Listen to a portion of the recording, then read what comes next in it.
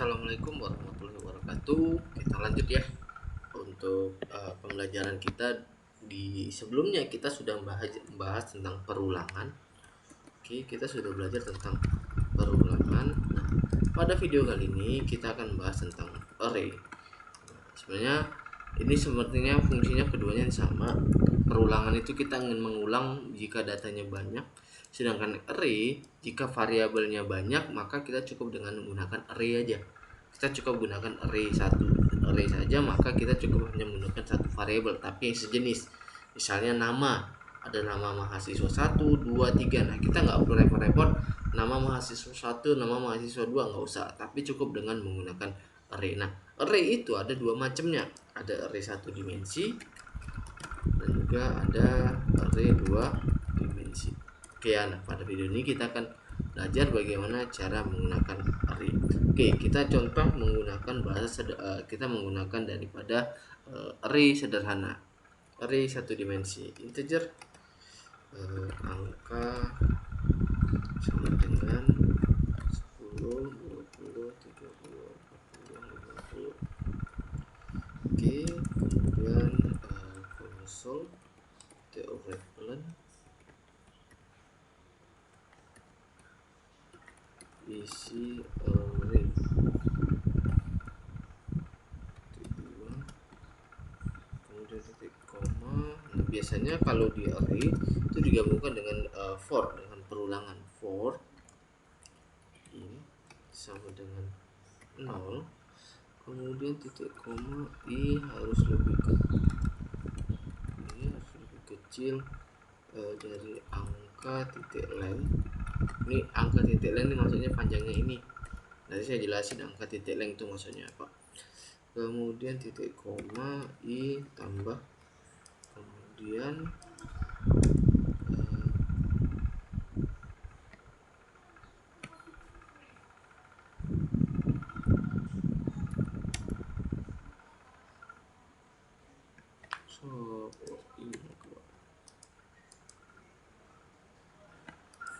in i sama dengan 0. Oke, baru ketemu tadi error. Itu console titik overlap, kemudian di sini, kemudian elemen ke i sama dengan angka i, kemudian titik koma,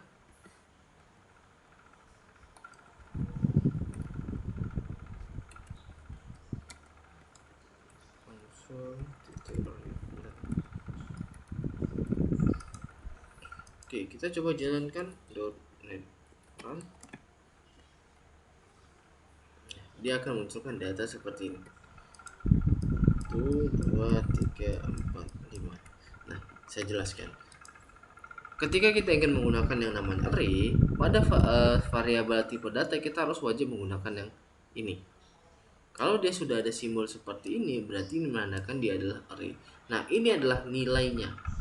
Nilai yang akan kita importkan ke dalam array-nya. Nah, ini kan di sini kita sudah deklarasikan bahwasanya nilainya adalah 10, 20, 30, 40 dan juga 50. Nanti kita habis video ini kita belajar tentang bagaimana kalau dia di input. Oke. For i, for integer tipe datanya i variabelnya sama dengan 0. Nah, ini digunakan untuk ini, menampung ini. Kan ini sudah kita deklarasikan nih 10, 20, 30, 40, 50. Nah, pertanyaannya adalah mau sampai kapan dia akan berhenti? Atau mau di mana dia akan ditampung? Maka dari itu di sini kita gunakan for in i sama dengan 0. Di mana i itu harus lebih kecil daripada si angka. Angka tuh ini variabel yang dimana panjangnya length sesuaikan dengan panjang. Oke, berarti di sini yang tadi berarti itunya adalah satu. Nah, ini fungsinya. Angka itu adalah variabelnya yang artinya nilai i-nya itu harus lebih kecil daripada si nilai angkanya. Dimana lengthnya dengan dia ketentuannya itu adalah lengthnya, itu adalah panjangnya di sini. Nah, menampilkannya ya juga sama. I ini untuk menampilkan si elemen ke-1, kedua, ini untuk perulangannya. Nah, yang angka di sini inilah dia untuk menampung daripada yang di sini. Oke, mudah-mudahan bisa dipahami ya. Jadi sebenarnya kita memudahkan array ini adalah agar proses yang kita lakukan itu tidak berlangsung tidak dilakukan berulang, tapi kita lakukan dengan cukup sekali proses, maka dia bisa dilakukan selanjutnya. Nah, selanjutnya setelah itu bagaimana kalau sifatnya dia itu adalah sebuah inputan. Oke, ya kan sudah ketentuan. Nah, ini bagaimana kalau dia sifatnya sebuah inputan. Oke, console tidak write, kemudian masukkan jumlah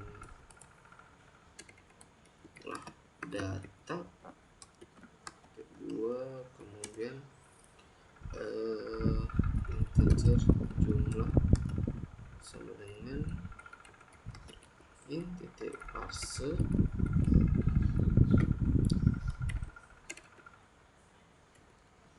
console titik readline, kemudian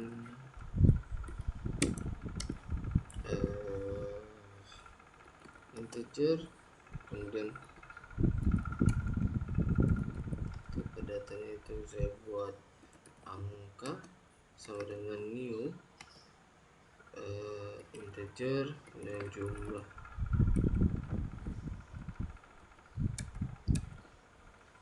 Kemudian for int i sama dengan 0, i harus lebih kecil daripada jumlahnya, kemudian dengan catatan i itu adalah 11. Oke.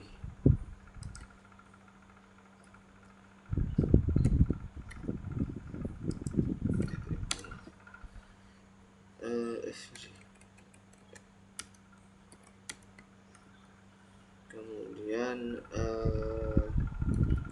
console titik write, masukkan angka ke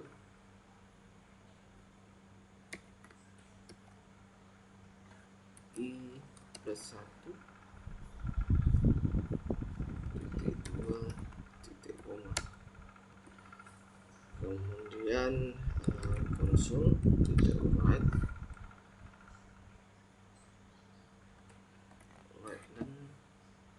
kemudian isi array,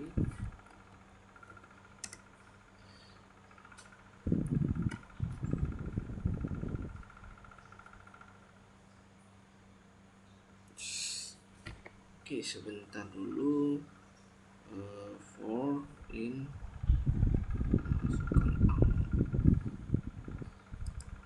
oke in parse sama dengan console titik readline,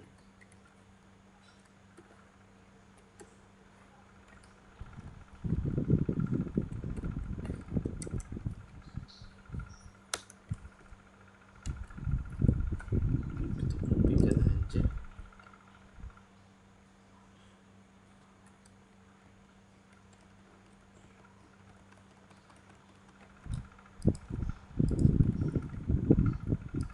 Nah, cuman di sini ada kita angka titik lain.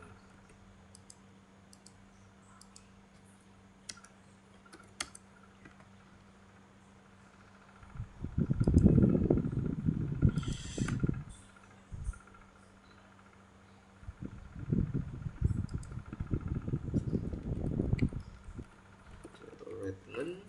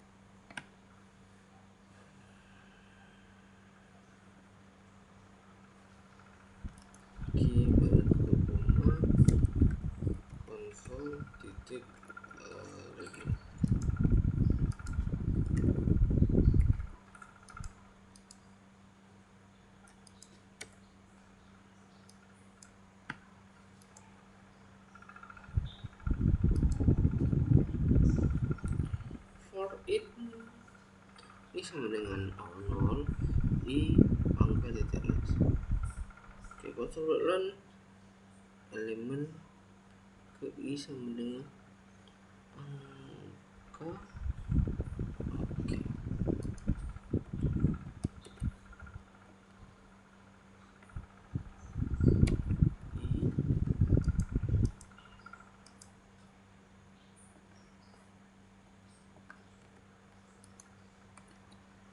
Oke. Dot net. Ini jumlah data 4, angka 1, 2, 3, 4. Oke, ini ya. Dia untuk mengamankan dua datanya, dia melakukan perulangan, maka tadi angka itu adalah nanti dia angkanya muncul seperti ini.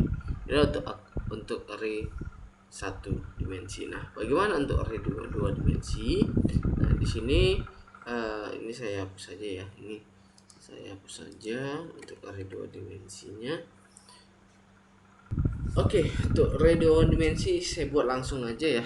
Jadi biar untuk menghemat juga, karena di sini ada coding untuk program lagi.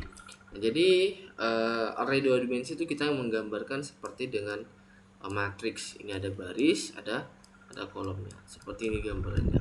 Nah, pada kali ini kita akan belajar bagaimana cara membuat matriks, menggunakan array 2 dimensi, tapi kita input nih baris dan juga kolom. Nanti mungkin dari dasarnya ini bisa kalian pahami. Oke. Kita ini yang awal nih, kita baris ini saya rasa sudah pada paham ya. Control right, masukkan jumlah baris, integer baris, ini untuk tipe data, ini variabelnya, ini untuk pendeklarasian, ini juga sama baris dan juga kolom. Nah, ini ketika kita akan menggunakan array 2 dimensi, ini wajib ada. Ini wajib di sini. Nah, gunanya koma untuk ini. Oke ya. Ini wajib ada untuk array 2 dimensi. Nah, kemudian perulangannya juga sama. For in I ini untuk baris, tapi harus lebih kecil daripada untuk I-nya itu berkaitan dengan baris, sedangkan yang J-nya itu berkaitan dengan kolom. Maka nanti ketika dia munculkan datanya bersandingan antara I dengan J. Inilah sebenarnya proses untuk pendeklarasian array-nya. Array untuk 2 dimensi. Bagaimana cara untuk pemanggilan? Ini cara pemanggilannya. For in I sama dengan 0, itu lebih daripada baris titik I titik 2 yang ada proses 1, sedangkan J itu juga sama. Nah, ini maksudnya adalah jarak antara karakter dengan ini ada jaraknya. Kalau yang N itu kan untuk enter ke bawah, kalau ini dia untuk ke sampingnya. Oke, bagaimana caranya kita jalankan?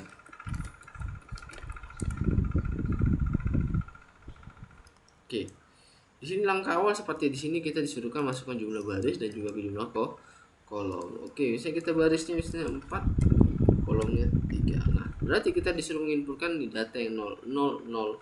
Itu data pertama, berarti dia berada di sini nanti.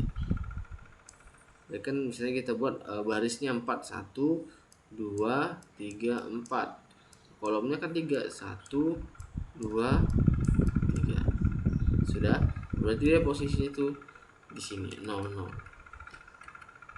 Misalnya di sini 4, 0, 1, misalnya 5, 6, 1, 2, 3, 7, 8, 9, 4, 5, 6. Ini dia datanya.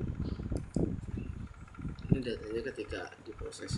Maka jadilah di array 2 dimensi. Makanya di sini untuk 0, 0 berarti di sini baris pertama kolom pertama, 1, 2 baris pertama kolom kedua.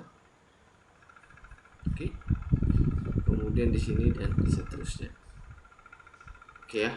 Mudah-mudahan ini bisa dipahami terkait dengan penggunaan array-nya. Nah, bagaimana caranya kita menggabungkan dengan sebuah kasir? Oke.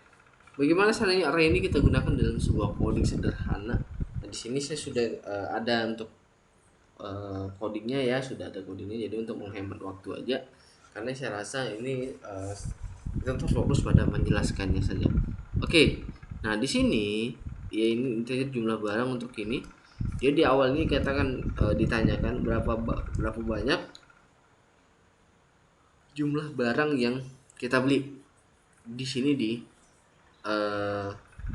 dijabarkan. Nah, di mana di sini dia itu adalah ada nama barang, ada jumlah, harga, total per item, jumlah barang, ini juga jumlah barang dan juga jumlah barang. Oke ya. Berarti nanti berkaitan di jumlah barang, masukkan jumlah barang yang dibeli. Berarti akan sangat bergantung dengan berapa jumlah barang yang dibeli. Jadi nama barang ini harus sesuai dengan jumlah barangnya. Kalau misalnya nama barangnya jumlah barangnya 3, berarti nama barang itu hanya 3. Begitu juga dengan total per item. Oke. Selanjutnya, nah, di sini kita buat tetap menggunakan si for. Tetap gunakan for. Nah, yang ini digunakan untuk menginput data barang. Berdasarkan dengan apa? Yang tadi jumlah barang, karena dia si jumlah barang itu menentukan berapa banyak data yang kita beli atau berapa banyak barang yang kita beli. Nah, penulisannya console len yang ini panggil data barang ke i sudah dengan konsol dengan nama barangnya itu adalah si nama barang. Tadi ada apa aja? Ada nama barang, jumlah, harga dengan total item. Nama barang, ada jumlah, ada harga, kemudian total per item didapatkan dari jumlah dikalikan dengan harganya. Oke ya, ini untuk array 2 dimensinya. Nah, tadi habis sudah. Kemudian untuk menampilkan struknya itu yang ini.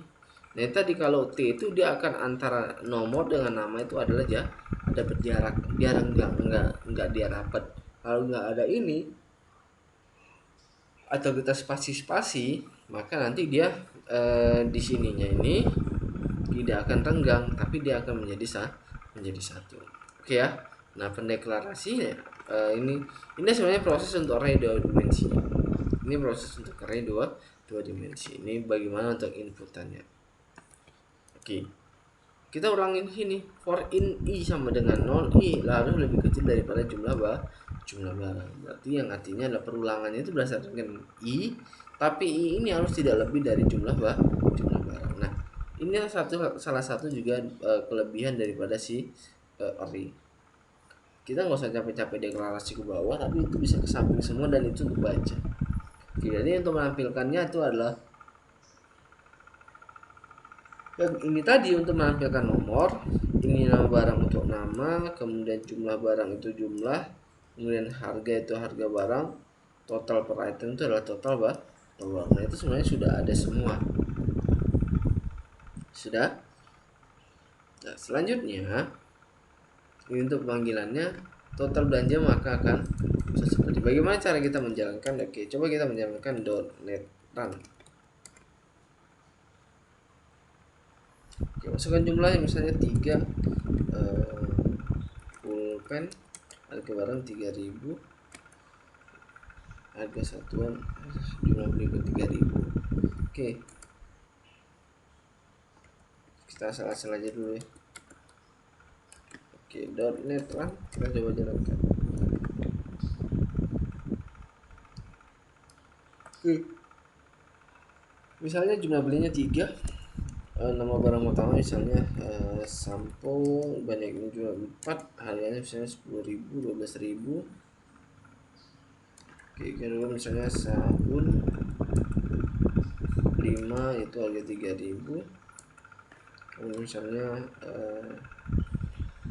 gula coba 19.000 misalnya ini 2. Nah, dia akan muncul misalnya input. Iya, kan nanti dia akan muncul seperti yang dimana yang proses yang di atas tadi, yang ini proses daripada si array-nya. Ini proses daripada si array yang dilakukan, makanya dia bisa membuat bentukannya seperti ini. Oke, mungkin itu saja pada video kali ini. Lebih kurang saya mohon maaf. Jika ada yang ditanyakan, silakan ditanyakan pada kolom komentar. Terima kasih.